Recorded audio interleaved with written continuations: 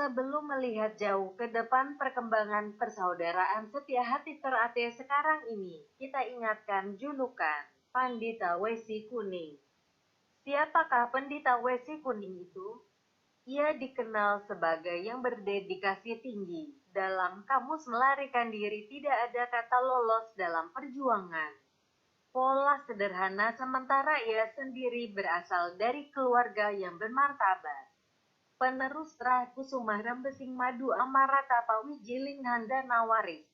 Kiatnya, setiro gedening sengsoro yen tinompo amungda dicobo, dan kiat itu dihayatinya diumumkan dalam lakunya hingga akhir hayatnya. Ia mengatakan dalam pertemuannya bahwa orang-orang pun memberitahu julukan Pandita Wesi Kuning. Konon julukan ini sesuai dengan warna wesi kuning sebagai perang kedewataan yang melambangkan ketegaran, kesaktian, kewajiban bawaan juga keluhuran. Ketika ia bertanya, siapakah orang yang paling dicintainya di dunia ini? Ia akan menjawab dengan tegas, Ibu. Dan kompilasi ia ditanya organisasi apakah ia paling atas di dunia ini? Maka ia pun akan mengatakan persaudaraan setia hati terate.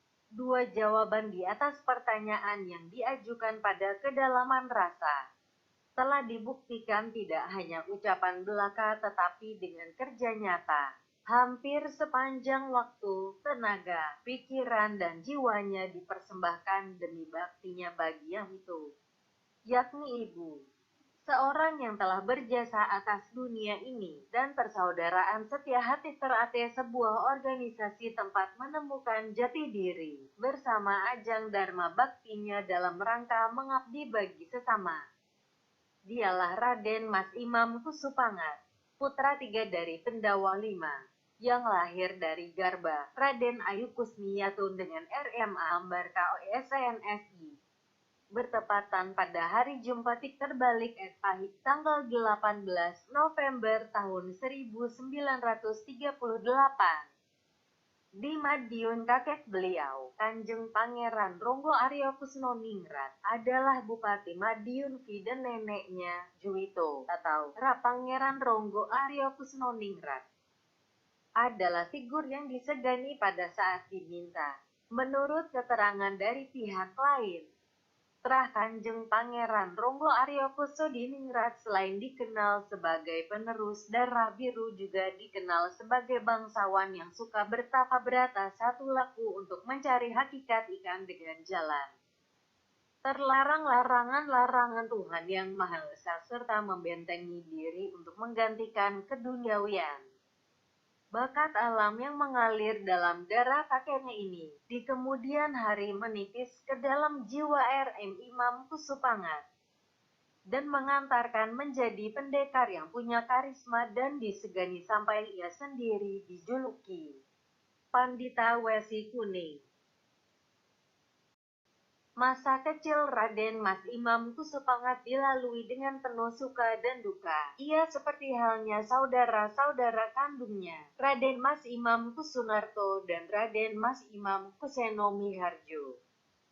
Dan Raden Mas Kuseno Miharjo kakak serta Raden Mas Imam Kuskartono dan Raden Mas Abdullah Kusnowit Jojo, adik, hidup dalam asuhan kedua orang tuanya, menempati tempat tinggal kakeknya di lingkungan Kabupaten Madiun. Menurut sumber terate, semasa kecilnya, Raden Mas Imam Kusupangat belum menunjukkan kelebihan yang cukup berarti. Di sekolahnya SD Latihan Duru 1, sekarang SDN Indrakila Madiun, ia bukan tergolong siswa yang paling menonjol. Salah satu nilai lebih yang dimilikinya barangkali hanya karena keberaniannya.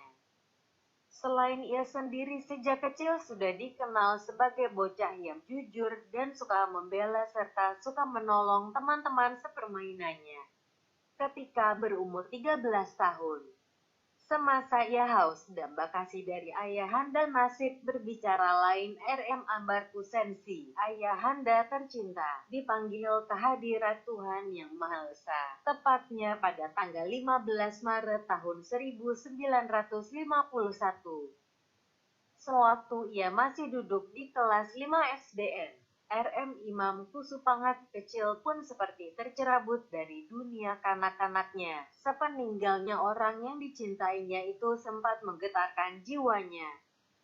Namun kematian tetap kematian, tidak seorang pun mampu menolak kehadirannya. Begitu juga yang terjadi pada RM Ambar Kusensi. Hari-hari berikutnya RM Imam Kusopangat diasuh langsung oleh Ibunda Rakusmiatun Ambar Kusmiatun. Di waktu-waktu senggang Ibunda seringkali mendongeng tentang pahlawan-pahlawan yang dikenalnya dan tidak lupa memberi petuah hidup. Berawal dari tata kerama pergaulan, tata krama menambah bertakwa kepada Tuhan Yang Maha Esa, sampai merambah pada pengertian budi luhur dan mesubrata. Masuk persaudaraan setia hati terate benih luhur yang ditanamkan ibundanya itu lambat laun ternyata mampu mengendap dan mengakar di dalam jiwa RM Imam Supangat.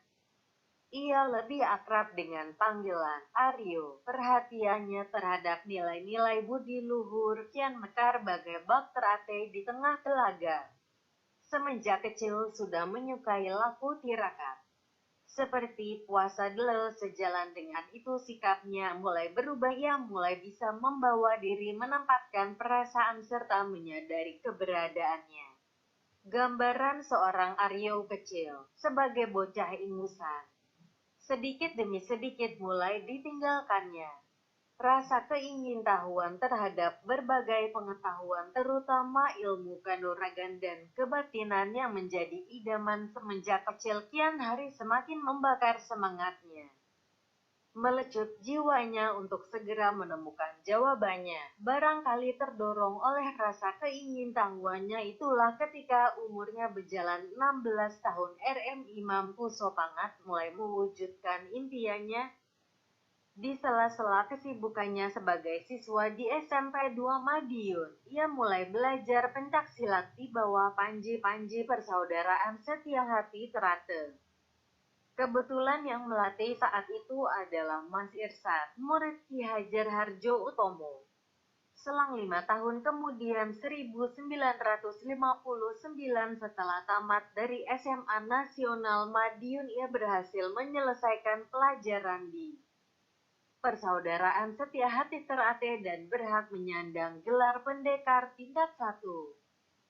Masa kecil Raden Mas Imam Kusupangat dilalui dengan penuh suka dan duka. Ia seperti halnya saudara-saudara kandungnya, Raden Mas Imam Kusunarto dan Raden Mas Imam Kuseno Miharjo. Dan Raden Mas Kuseno Miharjo kakak, serta Raden Mas Imam Kuskartono dan Raden Mas Abdullah Kusnowit Jojo adik hidup dalam asuhan kedua orang tuanya, menempati tempat tinggal kakeknya di lingkungan Kabupaten Madiun. Menurut sumber terate, semasa kecilnya, Raden Mas Imam Kusupangat belum menunjukkan kelebihan yang cukup berarti. Di sekolahnya SD Latihan Duru 1, sekarang SDN Indra Kila Madiun, ia bukan tergolong siswa yang paling menonjol. Salah satu nilai lebih yang dimilikinya barangkali hanya karena keberaniannya. Selain ia sendiri sejak kecil sudah dikenal sebagai bocah yang jujur dan suka membela serta suka menolong teman-teman sepermainannya. Ketika berumur 13 tahun, semasa ia haus damba kasih dari ayahanda, nasib berbicara lain. RM Ambar Kusensi, ayahanda tercinta, dipanggil ke hadirat Tuhan Yang Maha Esa, tepatnya pada tanggal 15 Maret tahun 1951. Sewaktu ia masih duduk di kelas 5 SDN, RM Imam Kusupangat kecil pun seperti tercerabut dari dunia kanak-kanaknya. Sepeninggalnya orang yang dicintainya itu sempat menggetarkan jiwanya. Namun kematian tetap kematian, tidak seorang pun mampu menolak kehadirannya. Begitu juga yang terjadi pada RM Ambar Kusensi. Hari-hari berikutnya RM Imam Kusopangat diasuh langsung oleh Ibunda Rakusmiatun Ambar Kusmiatun. Di waktu-waktu senggang ibunda seringkali mendongeng tentang pahlawan-pahlawan yang dikenalnya dan tidak lupa memberi petuah hidup. Berawal dari tata kerama pergaulan, tata kerama menambah bertakwa kepada Tuhan Yang Maha Esa, sampai merambah pada pengertian budi luhur dan mesubrata. Masuk persaudaraan setia hati terate benih luhur yang ditanamkan ibundanya itu lambat laun ternyata mampu mengendap dan mengakar di dalam jiwa RM Imam Supangat. Ia lebih akrab dengan panggilan Aryo. Perhatiannya terhadap nilai-nilai budi luhur kian mekar bagai bak terate di tengah telaga. Semenjak kecil sudah menyukai laku tirakat. Seperti puasa delel, sejalan dengan itu sikapnya mulai berubah. Ia mulai bisa membawa diri, menempatkan perasaan serta menyadari keberadaannya. Gambaran seorang Aryo kecil sebagai bocah ingusan.